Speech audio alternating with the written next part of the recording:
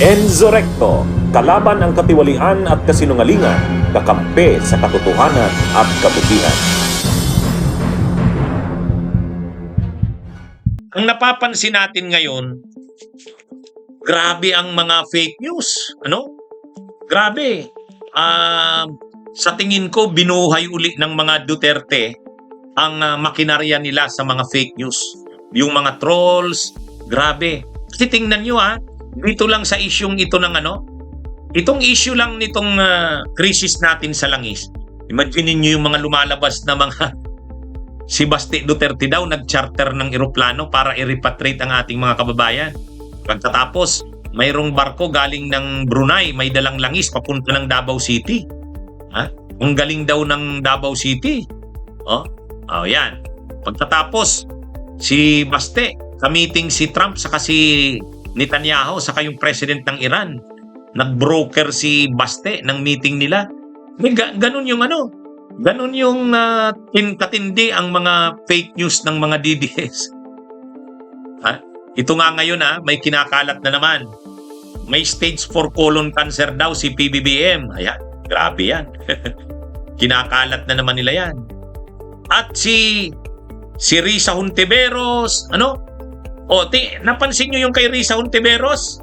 Yung kay Risa Hontiveros, humingi daw ng tulong si Risa Hontiveros kay Alex Ayala, yung sikat na tennis player. Ngayon, tinanggihan daw ni Alex Ayala. Sabi daw ni Alex Ayala, ayaw niyang, humingi ng support si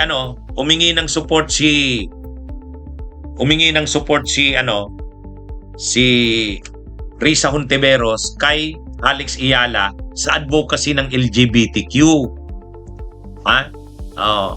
Siyempre advocacy talaga yan ni Risa Hontiveros.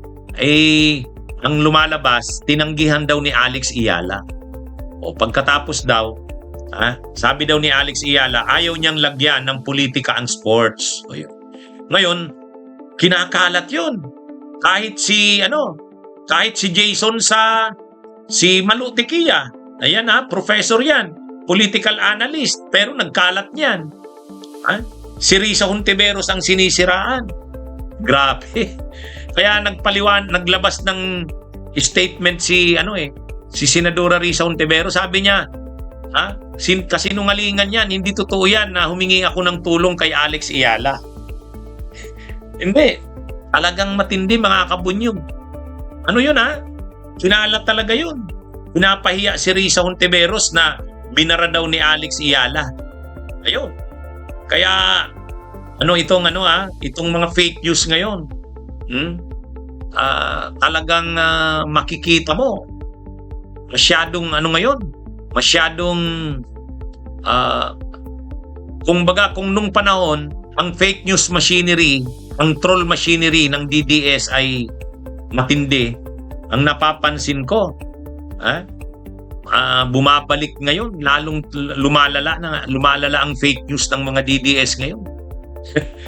dito lang sa isyung ito ng problema sa presyo ng langis, itong dahil sa giyera sa Iran, gamit na gamit ng mga DDS ang issue na yan.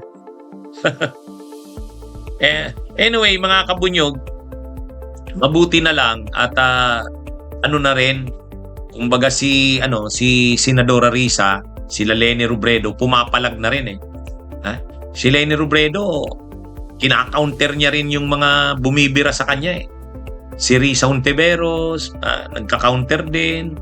Kaya dati kasi pinapalampas lang yan mga yan. Si Leni Robredo noon, actually natanggap na rin naman ng kampo ni Leni na isa sa dahilan ng pagkatalo niya, binaliwala niya yung mga fake news at mga trolls kontra sa kanya. At least ngayon nag-aano na si Leni, sumasagot na sa mga issue sa kanya. Ang isa pa, talagang yung minamas report ng mga DDS, yung mga matatapang na vloggers, yung kay Lovely Granada, kay Cielo Magno, yung kay Alfred de Guzman, yun, mga kilalang vloggers yan na anti-Duterte. Minas report ng mga DDS. Minas report nila. Ang alam ko, na-take down yung kay Lovely Granada, yung kay Cielo Magno. Kaya ano ito mga kabunyog, grabe yung ano talaga ngayon. Kasi talaga, kailangan ang nakikita kasi ng kampo ng Duterte, pagdating sa mainstream media, hindi nila makuha ang mainstream media. Ay syempre, paano naman nila makukuha ang mainstream media? Fake news sila saka disinformation. Hindi naman magpapagamit sa fake news at disinformation ang mainstream media. Ngayon, ang ginagawa nila, sa social media sila ngayon, saka sa SMNI, yun, gamit nila yung SMNI na yan. Saka marami silang mga vloggers.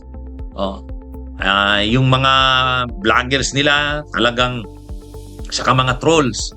Yan yung nagpanalo kay Duterte noong 2016 So inuulit na naman nila ngayon. Inuulit na naman nila. Kumbaga para kay Sara Duterte, binubuhay uli yung mga trolls, yung mga vloggers. At yung fake news nila noon, disinformation, inaano na naman, ginagawa na naman ngayon. Pero sa isang banda rin, hindi na rin sila tudong makabuelo kasi hindi na rin nila solo ang narrative sa social media. Noon kasi noon kasi wala Pero ngayon, marami na rin. Ang mga pro-Marcos na vloggers, aktibo na rin. Nakikita ko, aktibo na rin. Yung mga kakampings na vloggers, aktibo rin. So, ibig sabihin, hindi na rin solo ng pro-Duterte vloggers at mga trolls ang narrative sa social media. At ang isa pang maganda, ang spokesperson mismo ng Malacanang, Palace Press Officer, si Yussi Claire Castro, nakikipagmardagulan din. Kaya kumbaga, bagamat malakas ang makinarya ng Duterte sa trolls, sa social media, malakas sila at talagang ginagamit talaga nila yung dati nilang mga ginagawa, fake news, disinformation. Pero ang advantage naman ngayon, naki-counter na kahit papano. Hindi tulad nung panahon ni Duterte, lalo na nung tumakbo si Duterte noon na presidente, at saka nung election nung 2019, talaga, dominado ng mga DDS ang social media. Ngayon hindi na. Naka-counter na rin sila kahit paano. Kaya mga kabunyog. Labanan na talaga ito sa SOCMED. Labanan na ito.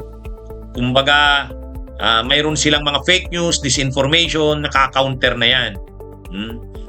Kaya hindi na rin nila solo ang narrative sa social media. Yun naman ang maganda sa ngayon.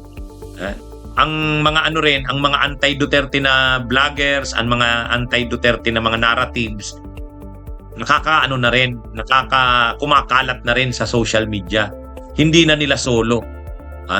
Noon kasi parang dominated nila yung terrain na yan. Ang mass media noon, ang mainstream media, dominated ng anti-Duterte.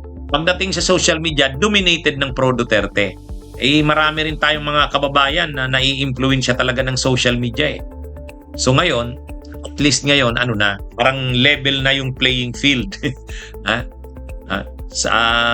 Tsaka, ang mahirap sa Duterte, syempre fake news yan, disinformation. Kapag na-expose mo ang fake news at disinformation, mahirap na hindi na yan papaniwalaan. Kumbaga, hanay sila sa fake news at disinformation. Once na ma-expose niya yan, sira na yan. Kaya yan naman ang mga kabunyog, mga kababayan. Kaya, actually, sabi ko nga, dapat maging aktibo pa sa social media ang mga pwersang anti-Duterte. Kasi nakikita ko talaga, malamang nga ang China, pinupunduhan itong mga DDS vloggers at trolls na to Ay inamin naman yan, di ba? Ni Attorney Trixie Cruz Angeles, na pumunta mismo sila sa China, training sila doon. Di ba? Inamin yan ni Trixie Cruz Angeles Training sila doon sa China. Kaya malamang nga ang China mismo ay nagpifinance sa mga vloggers na yan at mga trolls na yan. At yung mga vloggers at trolls na yan na pro-China, magiging pro-Sara din yan pagdating ng eleksyon sa 2028. Kaya yan ang isang haharapin natin na challenge. Paano natin ika-counter yan? Kasi ang China talaga, pipilitin nilang manalo si Sara. Bunyog, bunyog, halikan na kasama ka. Bunyog, kapag buklod ay may pag-asa. Luzon, Visayas, Mindanao, isa ang pananaw. Sa bagong Pilipinas ang bunyog isisigaw.